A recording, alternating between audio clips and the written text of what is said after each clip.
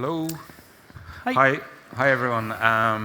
Tom Watts, my name. I'm head of design with Design and Crafts Council, and this is Dave Darcy from One Strong Arm, and we just want to talk about the other side of the coin, as I would see it. We've seen lots of conversations today about how design kind of informs craft and making, but the other side of it is how craft actually informs design. So, Dave, you're very welcome. Thank you. We met during Design Week in November at an event in the National Print Museum. For anyone who hasn't been to the National Print Museum, you should definitely go. It's the most incredible organization and location in Dublin, and they have a collection of vintage printing presses using typeset. And I was at an exhibition by Niall McCormack, who wrote an amazing book called Grand Stuff, which is a collection of label art from Ireland from the 1890s to 1990s. And he spent a long time, I'd say... Time and energy, I would say. A few years on eBay, basically buying up labels and labels from Ireland's history that were available, everything from whiskey to lemonade to biscuit tins. And it's an absolutely incredible exhibition that everybody should try and see. And afterwards, in the print museum, I bumped into Dave. Dave, you were discussing that day your response to Niall's work. That's right, yeah. So I've been a long time friend and team member of the museum for about 10 years now, I guess. And one of the requests that they gave more recently was to respond to Niall's collection of work. So the piece that you've seen was my take on the visual language of what Niall had in his collection, and to turn that into something that is, I guess, honors his work and says something for the museum. I created a series of labels for fictitious companies that were like all typographic related kind of words and terms. Yeah, so that's the piece that you... It was amazing and stunning piece of work. And I then saw a lot of your other work, which is very much... I think I'm right in saying it was inspired by the work that they carry out in the National Print Museum. I mean, you can go along there, there's workshops, you can participate in an evening class and actually use these printing presses. They have the original printing press, which printed the Declaration of Independence there. Yeah, it's a hell of a collection, like it really is. Yeah. I'm actually giving a workshop there in March, so you could come and print posters with me if you like. Then, I started to kind of really see a lot of the techniques that you're using, and I think the one thing that really struck me was that you're using techniques that would be considered old techniques, typeset techniques inspired by those printers in your own studio. But I wanted to invite Dave along here today to just give us a walkthrough of the type of work that he's working on, and would it be fair to call it slow design? Yeah, I like it. Yeah, absolutely. Time's a bit like it's a huge aspect of it. There's just no quick way to be a letterpress printer. Like I've tried. There's not. Yeah. Yeah. Which is, I think that probably speaks to a lot of people in the building at the moment. Like crafts take time. They take time to learn. They take time to articulate your own tone of voice. They take time to, develop. It's time intensive. Yeah. But I mean, I think it's rewarding for all those reasons too. So yeah, and I think it's really something that's actually we've kind of lost it a bit with digital. Everything is so fast, everything is instant. That craft approach has been lost from printing in a way. So look, I'll let you talk about your favorite pieces, and hope everyone enjoys it. I'll give so thanks for your introduction in the chat, and thanks for coming along to hear me speak.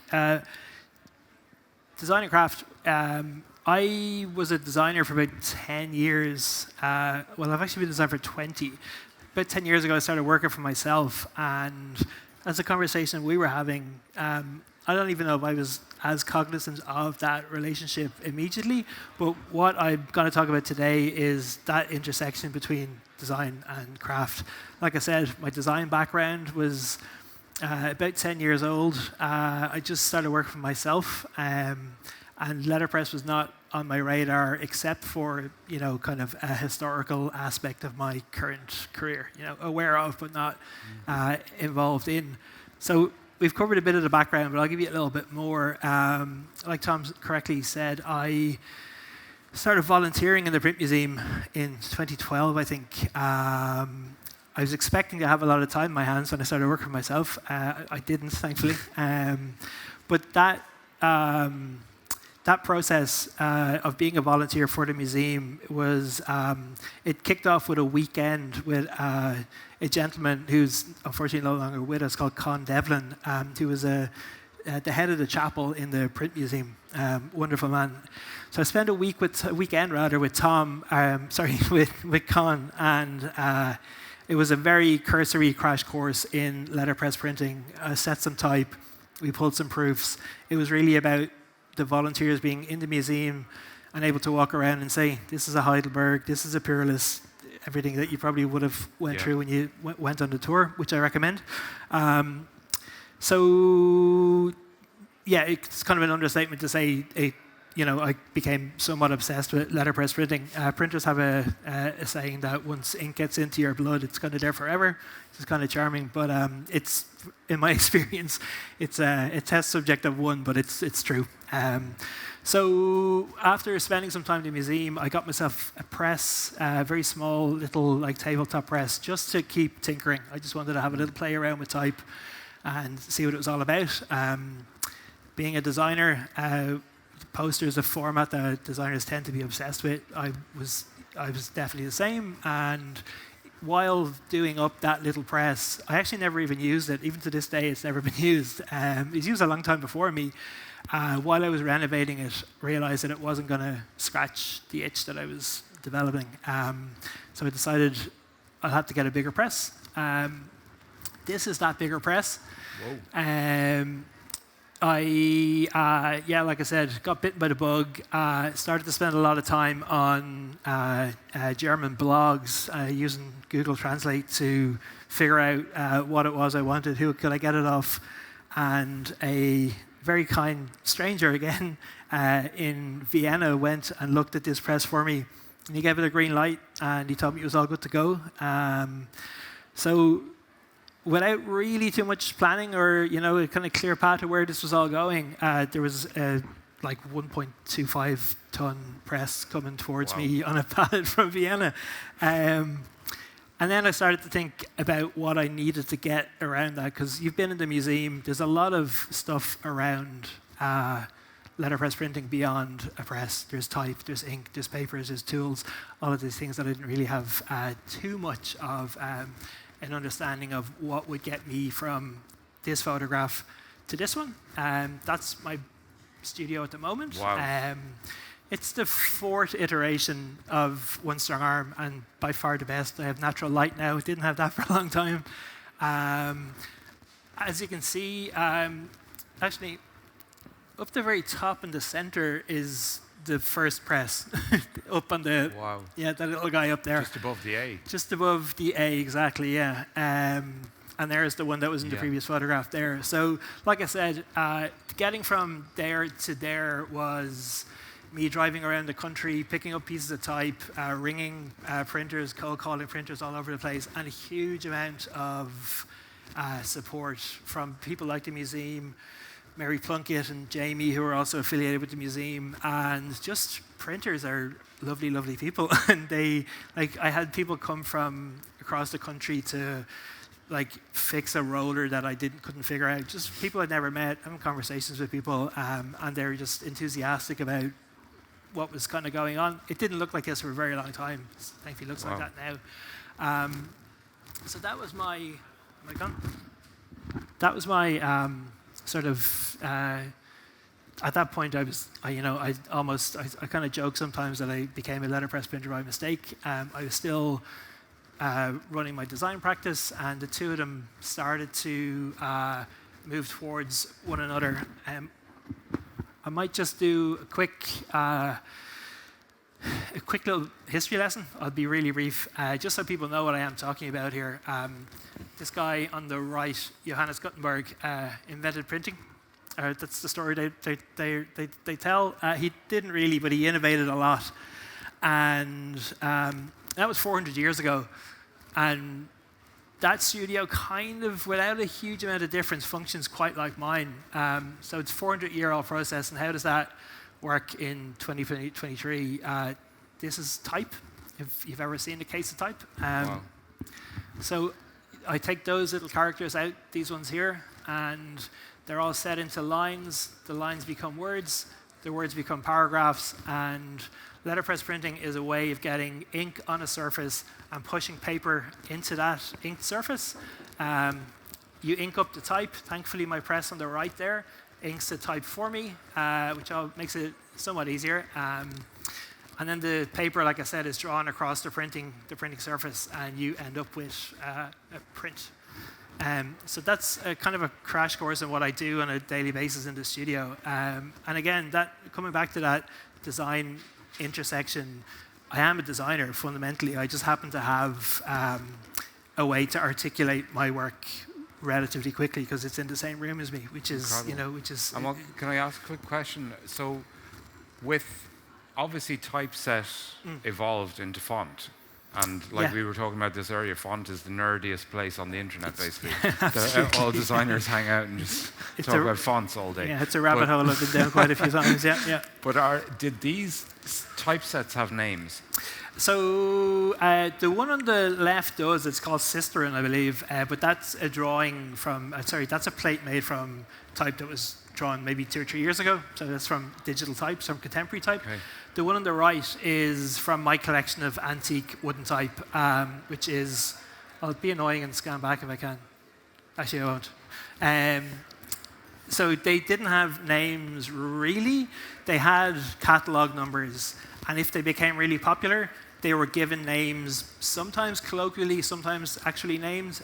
They didn't typically, unless they were like the smash hits of the day. These are tools. They're not romanticized the way we now treat type and think about type. A bit like Niall McCormack was saying that like most of those labels that he would have that were designed for whiskey bottles, and they were designed by somebody who was just working in the printing press. Very blue collar, very like they're craftspeople. I don't think that they were, particularly in Niall's case, I don't think that they would have been anywhere near as like lofty as our experience that is now. Or not even called a designer per se. They were just another person. Exactly. Yeah. They wouldn't have been designers. The type designers would have been designers, but they, like, if a piece of type became popular, like Gil Sans or something, all of the foundries would just start making that exact type because they didn't really care about copyright. So a lot of them would have different names for the same faces and things like that. So it's a little bit murky. A little bit, yeah.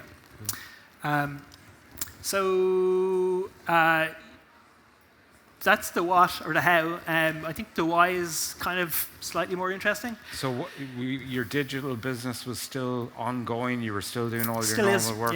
Yeah. To this day it is, yeah. Wow. Yeah. So, but like I said, the letterpress, when I started printing, it took me about 4 years before I would even put something I printed in front of a client, because I didn't serve my time. We were talking about apprenticeships earlier. I don't have a print background beyond me sending PDFs to commercial printers.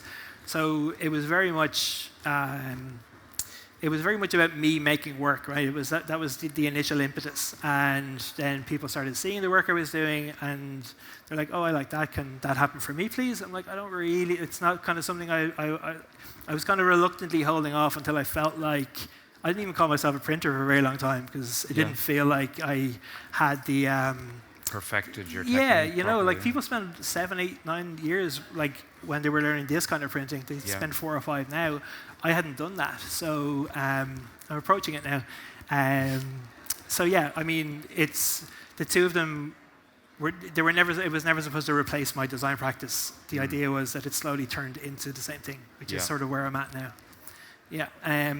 So the why, getting back to that point, there is something like, I think you've been won over by the museum in a fairly serious way.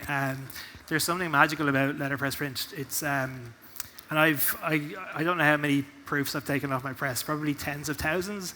And if I spend an hour setting something up, as soon as it's right, I'm like there's nothing quite like it basically. And there's ink, type, and paper, and I think they're, obviously I'm extremely biased, but the relationship between those three elements has never been surpassed. There are better ways to print for particular tasks, like there's faster ways, there's more cost-effective ways, but if you're talking about something that is where letterpress is right for the job, which is not every job, there's really nothing like it. It's a craft. It is, yeah, no, absolutely. Yeah. So that's what I endeavored to do in my studio. This came from a conversation with my dad, who's kind of confused by what the hell I was up to, which is a legitimate concern. And he was like, "Will you just explain to me what it is you're printing?" And I was like, "Well, I was kind of struggling to really articulate it." And he was like, "Oh, you print things that people don't throw away." And I'm like, "That's actually pretty good." So yeah, just over time it turned into printed goods. Which talks to the sustainability. Yeah, absolutely. Well, I mean, that's inherently sewn into what I'm up to in the studio a lot of the time. Now, I try and inject a lot of that into it, which you'll see in some of these projects. But even without me endeavoring to be cyclical, or I'm working with type that's been printing for, in some cases, a century. You know, like my oldest machine is 142. It's about as circular as you can kind of get, like in some sense. A couple of projects that I've cherry picked from the last, I won't go through too many, don't worry. I've kind of selected one or two with that intersection kind of thing in mind. The first one, again, I am a designer, just to prove it. Everything starts out with my terrible sketches. And this is some, like I said, terrible sketching for another set of craftspeople. They're called Borean. They are a couple, furniture maker, designer and furniture maker, but they are, everything they do is both of them. So technically, he's the craftsperson, she's the designer, but they're very much in both aspects of the two. Okay. They'd be really interesting for a talk next year, just a side note. And I tried to really lean into that duality for their brand. So I drew the type for them twice. One is structural and one is more emotive. And it turns into that, but with all of the variations as options too. I won't bore you with all the variations, but so for this, even though it's come from the design side of my practice, they came to me because of the letterpress side of my practice, and that's the energy and warmth they wanted in this. Yeah. That was the brief to me. Now, they wanted to use wood type, which is a legitimate request, but their work is like fine art or jewelry or like a museum. It's like, it needed to be like way more contemporary and considered. So finding a way to marry those two things, and again, they work with wood, so I'm using the bottom of my wood type collection here for a few of these, and that's printed onto the backs of their business cards with the typography that ties the whole thing together. So again, I think it's a pretty good example of the design side of things and the craft side of things coming together in a very kind of like emotive way. There's a bit of variety across. I basically just found all of the wood type that made those nice grains that I could find, and it's kind of an ever-evolving collection of type for them too. There's anybody who wants to call Owen and commission him, there's his details. Another project that I think does a similar thing. This is in here because it's much more on the circular side of things. It kind of hits those notes quite well. Farmhand is the best coffee in the country. Sorry, lads. Independent roaster from, they're based in just off Capel Street. And I was a fan of their coffee before we even started working on a project together. He's become a really good friend of mine. And we were having a conversation one day, and he was telling me all of his like hopes and dreams, and I just got really excited about what he was up to, and everything that he was doing with packaging. His packaging was compostable, which is very tricky to do if you're making coffee, you know, because it needs to be sealed.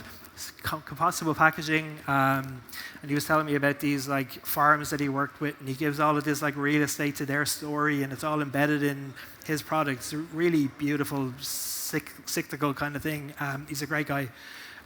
So we ended up with this as a solution, which is kind of informed by the signs in one of the references he gave me as a farm, as sign outside a farm. And these stocks that were printed on here are, so the one on the left is made from coffee waste, consumables from coffee waste. The paper is? The paper is, yeah. Wow. Yeah. So that's the level of detail Peter wanted to get into, which I was just like so excited about him bringing that, like, or being open to those kinds of things. The one on the left is coffee, and the one on the right is corn, I believe. It's from an Italian paper mill. They're really fantastic. They make stock from all sorts. They reclaim stuff from the fashion industry, and they make paper out of denim and all sorts of things. They're a good company. And again, just Peter's sensitivity around including other people and not really taking any of the credit for the great work he's doing. So each of those colors are a new roast, and they all tell the story of the farm that they came from. That's the packaging in its entirety. The string is hemp. Like I said, the bags are compostable, and it's beautiful. The paper, thank you. Actually beautiful. The paper is also, like I said, from consumer waste, which is. It's just really well thought out from Peter's perspective. It's a great ask to get that kind of buy-in. All the more beautiful because it's sustainable. Absolutely, yeah. No, we worked so That's closely together, and we were both so excited about it that we just kept coming back to one another with like new kind of like ways to kind of articulate his idea about how low impact he wants his product to be. You know? Yeah. This is the last one I'll show you, and this is just a little bit of work that speaks to the craft side. We had the design side somewhere in the middle. This is the more craft side. I was approached by a band called Ships to make their LP cover, and I was immediately I was delighted, number one, because I'm a huge fan. But they wanted it to be they were intrigued by the studio, but didn't know how we could make their LP in the studio. And I was like, I don't know if I can really do that, because they need to come from the plant and all that kind of stuff. So it gave me an excuse to get involved in bookbinding. So this is effectively me being a bookbinder, but it happens to be an LP. So just die cuts and book cloth and lots of inserts and lots of kind of hand inking and letterpress print is obviously there as well. And who helped you with the bookbinding side of it? Much like it's all done by me in the studio. Yeah, there was no bookbinder involved in it. There's like YouTube is a fantastic resource. So, 10 bad LPs later, you've got one good one, and then you sort of just learn on the job. I'm gonna just fly through some more things really quickly. It's half an excuse to show you how are we for time. Are we good for time? Fine, yeah. I have an excuse to show you some work and just a little bit more kind of reflection on that idea of craft and design, the interaction between the two. I think I mentioned this earlier. Was it on here or over there? I can't quite remember. Just the time that everything related to what I do, and by extension, what the craftspeople in the room... How does it go down with clients? The clients who come to me... know what they're getting themselves into for the most part. So it is, it's positive because the buy-in is already there, you know. For a lot of the time when I was, like in my non-apprenticeship, I spent a lot of time reprinting stuff. The clients didn't hear about that. While I was getting on, like I said, there's no fast way to letterpress print something. There just isn't. And while I was learning how to be a good printer, I'd maybe do an edition of 100 or 50 prints. And by the time I got to number 50, I'd learned so much in the interim from fighting with the machine and like you know. You should talk to the ceramicists and the potters that are all here. So they have plenty of experience. Yeah, no, it's literally that. Like the time things take, it is the time that it takes. And I'd often finish a project, and number 1 would look nothing like number 50, and I'd have to just start the project again. You know, I absorbed all that though. That's not something you can tell a client. But it's also, you know, there's value to it too, because it's really meditative. And like if I'm on my computer, I can be doing 50 things. I'm checking emails and all that kind of carry on. I don't need to tell us about the modern world. Everybody knows what it's like. But I have to stop everything. Like airplane mode, usually, like everything has to stop and slow down when I'm on press. And it's actually a joy. It's an honor to have that, like, you know, to be forced into that mode, even though you don't always like think you have the time for it. It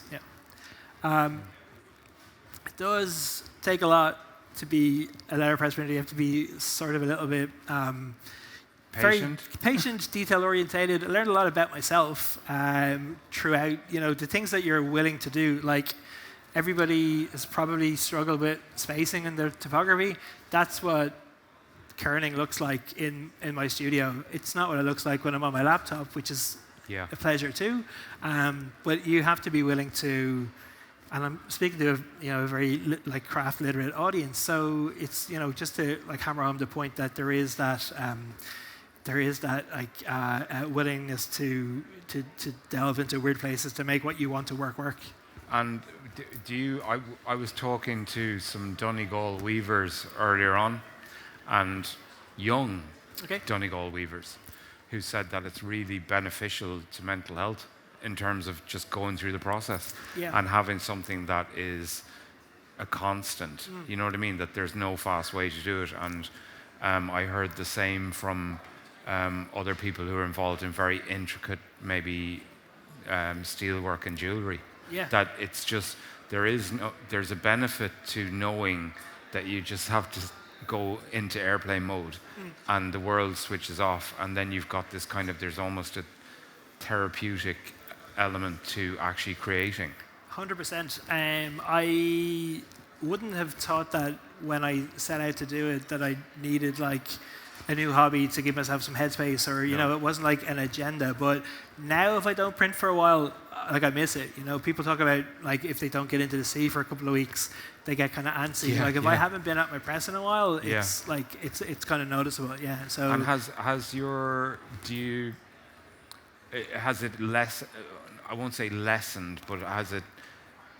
Like, do you enjoy the digital work as much, or do you feel that like you, given the choice? So, given the choice, like I mean, those two branding projects I love. They couldn't happen just on press, you know. So, it's a question I get asked a lot because. No, well, in short, no. I love both aspects of what I do, and I don't necessarily, for the purpose of this conversation, it's good to separate them. To me, they're not. I mean, I do editorial design. I design a magazine for clients. I design books. I do digital stuff. I design websites. There's plenty that I do that will never be anywhere near my print studio. But I don't find it less rewarding. I think that's the key word, informs. Yeah, so they both inform each other, and you know, and digital as much. For sure. And intuitively, I would have thought that it went the other way, but I'd say that my experience printing has more of an impact on my experience as a designer than the other way around, which seems kind of counterintuitive. Yeah. So yeah, I have a good mix of those projects. Yeah. This is a big one. My studio, there's no Control Z. Again, it comes back to the time thing. Like, if you can't be in a hurry and do anything, not anything meaningful, but you can't be in a hurry and expect to inject heart into something. It can be done, but it's tricky.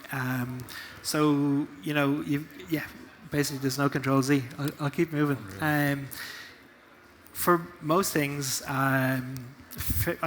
problems in the studio or constraints in the studio are opportunities to figure things out, which is also quite refreshing.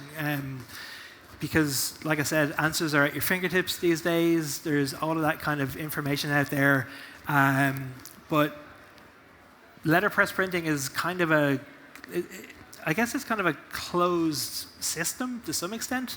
It doesn't mean I know everything, and I won't ever, but there's something nice in the fact that maybe it's knowable, like it is like a limited amount of information, and what you have to work with is relatively like locked off. So it forces you to think of solutions for problems in a different kind of way, which is, I guess that's some of why it would inform my design practice, because of those constraints don't really exist on that side of things. And the last one, I'll put you all out of your misery. There's a huge value in having access to your method of production. It's really I have found it really enriching in terms of like what my craft looks like and how quickly I can develop it and those kinds of things. It's not an easy thing to achieve in a lot of cases. Like I would imagine having a loom is a fairly big commitment, but access to a loom is probably an easier box to tick. But having a press just at my disposal has been, a huge part of my professional career. Whether I seen it coming or not, it's definitely had this print came from a friend of mine. She's a knitwear designer. She sent me a postcard and she signed a Gros More. Literally that morning, it came into me, and I had this on press that afternoon, and I had a print out in the world, like basically the same day, shot and up on social media and up in my shop, and just out in the world. And it's a really this one kind of articulates that. It's counter to the time thing I was talking about, but the immediacy, I suppose, is a nice thing to have at your fingertips. And I'll end on this. They are what I've kind of distilled my practice down to. Those 4 elements are kind of integral to everything I do in One Strong Arm, and that's basically it. Thank you. Amazing. Thanks so much. I really think your work is incredible, and I think you're going to get just busier and busier because it's kind of like, I think a lot of people are. It's the reason that stationery has come back. It's the reason that wool is back, is because people want things that are tangible, that have that kind of tactile quality. And I know when you gave me your business card, like that, what's that technique where it's pressed into the... It's a little bit of an emboss, and it was beautiful, like just to even feel and run your fingers across it. So thanks so much, Dave. And your website is? OneStrongArm.com. OneStrongArm.com. And I'd urge anyone to have a look, and certainly National Print Museum, it is worth a visit and definitely worth signing up for one of their courses if you get an opportunity. So, great. Thanks.